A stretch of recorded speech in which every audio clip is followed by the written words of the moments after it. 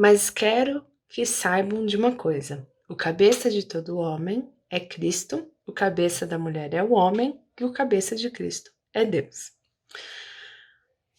O que Paulo estava querendo dizer aqui era o seguinte: deixa eu esclarecer o que eu quis dizer com isso aqui. 2 pontos.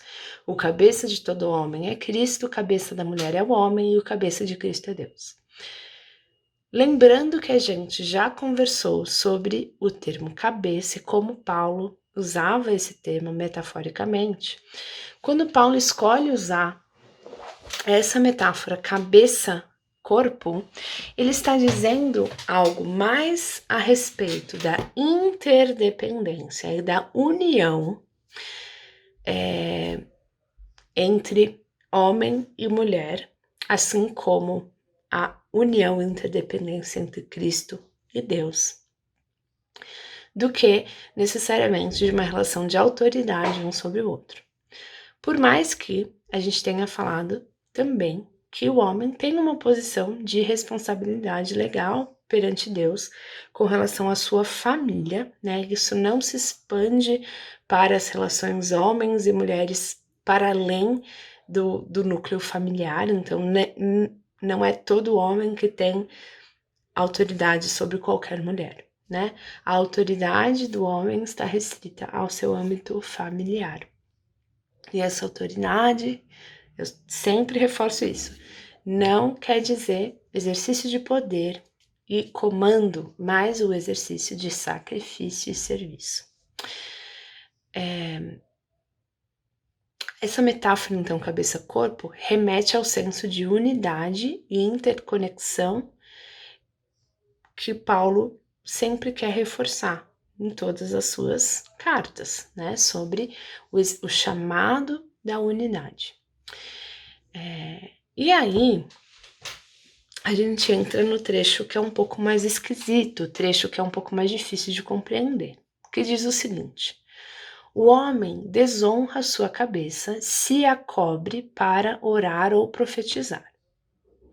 Mas a mulher desonra sua cabeça se ora ou profetiza sem cobri-la, pois é como se tivesse raspado a cabeça. Se ela se recusa a cobrir a cabeça, deve também cortar todo o cabelo. Mas, uma vez que é vergonhoso a mulher cortar o cabelo ou raspar a cabeça, deve cobri-la. O homem não deve cobrir a cabeça, pois ele foi criado à imagem de Deus e reflete a glória de Deus.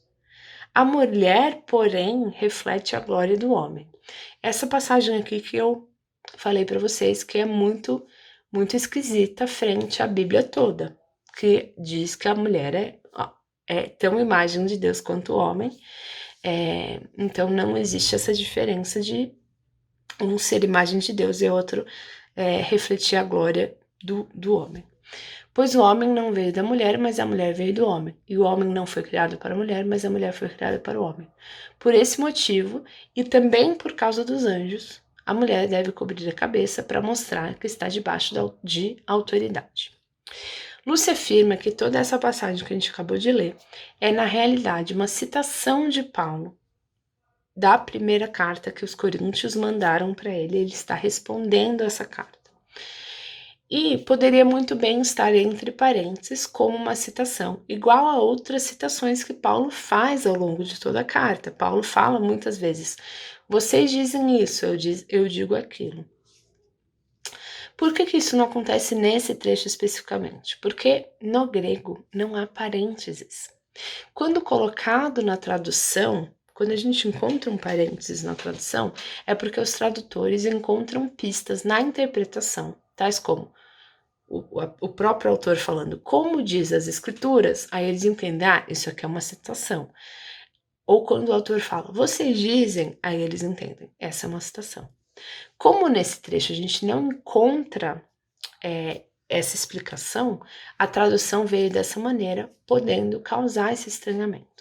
Mas quando a gente chega no versículo 11, a gente tem uma pista bem forte de que esse era o mesmo caso, que Paulo estava citando um trecho que os coríntios tinham falado, e ele estava refutando esse trecho, porque ele diz o seguinte, a gente acabou de ler esse trecho todo, em que ele está falando sobre a mulher cobrir a cabeça, porque a mulher é a glória do homem, o homem é a imagem de Deus. E aí ele diz o seguinte, no versículo 11. Entre o povo do Senhor, porém, as mulheres não são independentes dos homens, e os homens não são independentes das mulheres.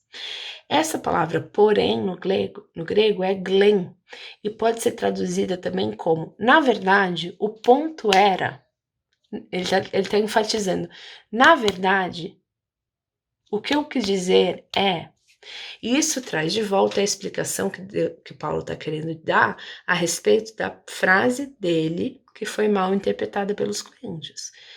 Ele fala, eu quero, lá no começo, né? Vamos voltar lá para o comecinho. Se você quiser abrir, abra, por favor, gente, talvez esteja um pouco confuso, abra lá em 1 Coríntios 11 e você vai acompanhando comigo a leitura, tá? Então, Paulo começa, sejam meus imitadores como eu sou imitador de Cristo. Eu os elogio porque vocês sempre têm se lembrado de mim e têm seguido os ensinamentos que eles transmiti. Mas eu quero que vocês saibam de uma coisa, 2 pontos. O cabeça de todo homem é Cristo, o cabeça da mulher é o homem e o cabeça de Cristo é Deus. Aí, vamos passar direto para o versículo 11, em que Paulo fala, entre o povo do Senhor, porém, as mulheres não são independentes dos homens e os homens não são independentes das mulheres. Pois, embora a mulher tenha vindo do homem, como vocês estão dizendo, né, vocês estão certos em dizer que a mulher veio do homem mesmo, o homem nasce da mulher e tudo vem de Deus. Então, ele está explicando aquela frase, ele está falando, o homem é a cabeça da mulher porque a mulher nasceu do homem, a mulher veio do homem. E o homem Deus é o cabeça de Cristo e porque Cristo vem de Deus, né?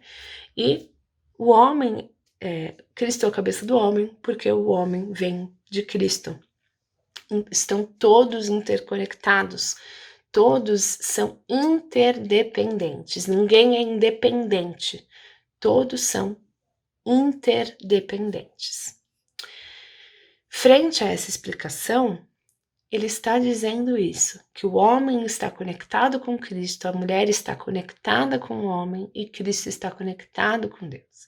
Paulo está se referindo novamente à unidade, à conexão, à interdependência. E aí ele continua então corrigindo os coríntios. Ele diz, julguem por si mesmos, é correto uma mulher orar a Deus em público sem cobrir a cabeça? A natureza não deixa claro que é vergonhoso o homem ter cabelo comprido? E as mulheres não se orgulham de seu cabelo comprido? Vamos fazer mais uma pausa. Qual é essa natureza que Paulo está querendo dizer aqui? O próprio apóstolo Paulo fez um voto de Nazireu, que é para deixar os cabelos crescerem durante um tempo, por conta de um voto ao Senhor. Então, não é condizente com Paulo ele dizer que é vergonhoso o homem ter cabelo comprido. Ele está dizendo qual é essa natureza que Paulo está falando, né? A natureza não deixa claro que é vergonhoso?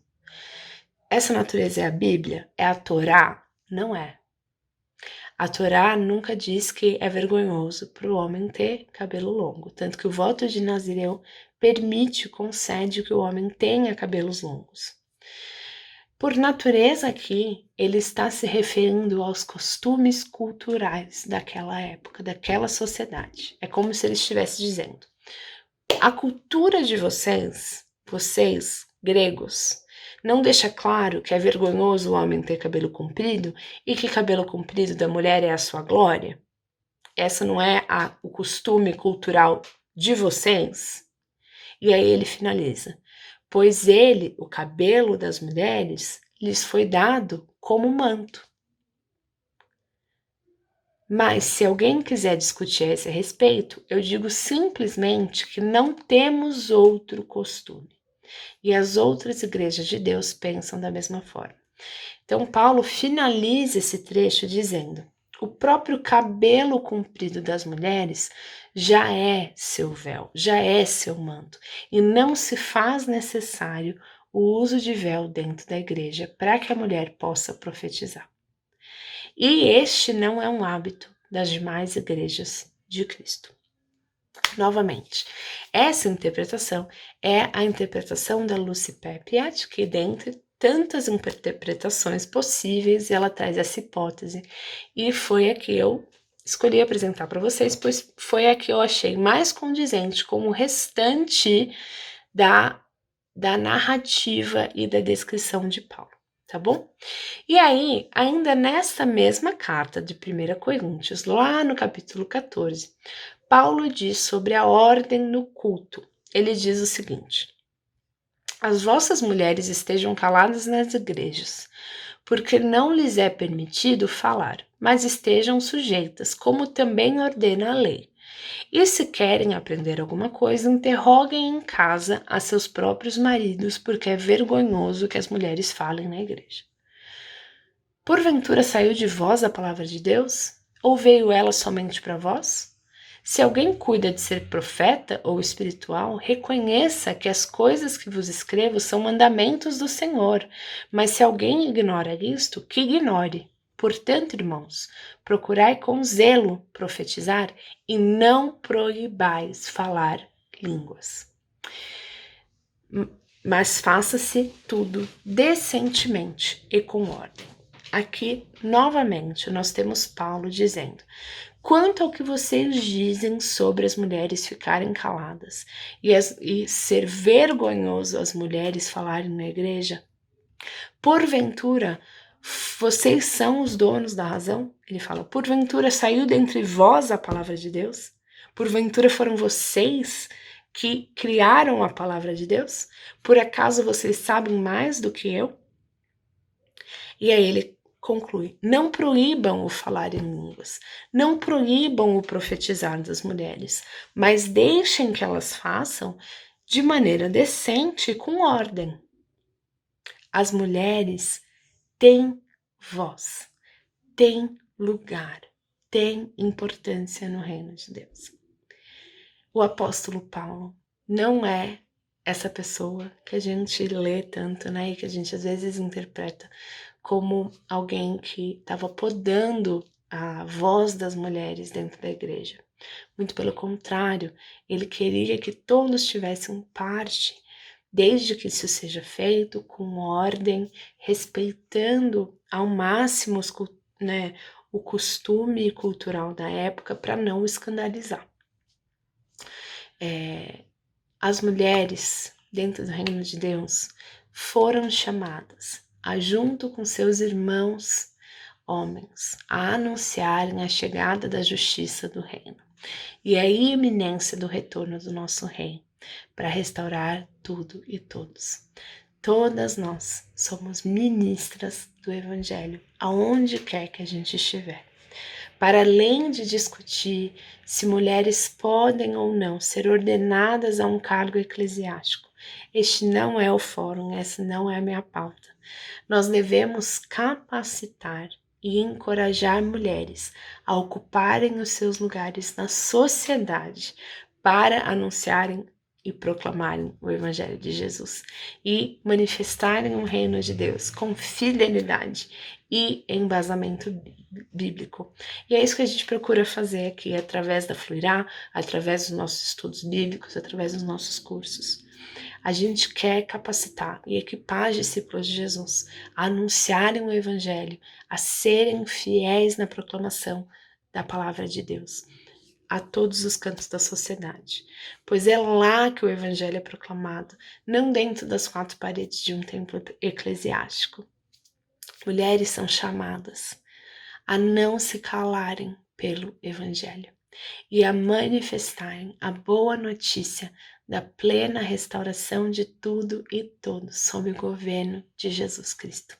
É uma boa notícia para Eva. Assim como o pecado veio ao mundo, né? Ela concebeu o pecado ali junto com Adão. Através dela também veio, através da semente dela, através do Filho que veio da gravidez da mulher, o nosso Senhor Jesus, nós temos a possibilidade do resgate completo e restauração. E a minha oração é que você ocupe o seu lugar de privilégio e responsabilidade como imagem de Deus na terra, sendo restaurada a imagem do Filho amado, para proclamar o Evangelho a toda criatura, enquanto a gente aguarda o retorno do nosso Rei. Eu espero que essas 5 semanas tenham sido muito proveitosas para você. Qualquer dúvida, a gente está à disposição no grupo do Telegram e a gente pode entrar em mais detalhes. Eu espero que esse estudo frutifique muito no seu coração e que te capacite a exercer a sua missão, ocupar o seu lugar e demonstrar sua força como mulher no reino de Deus. Um grande beijo. Até a próxima.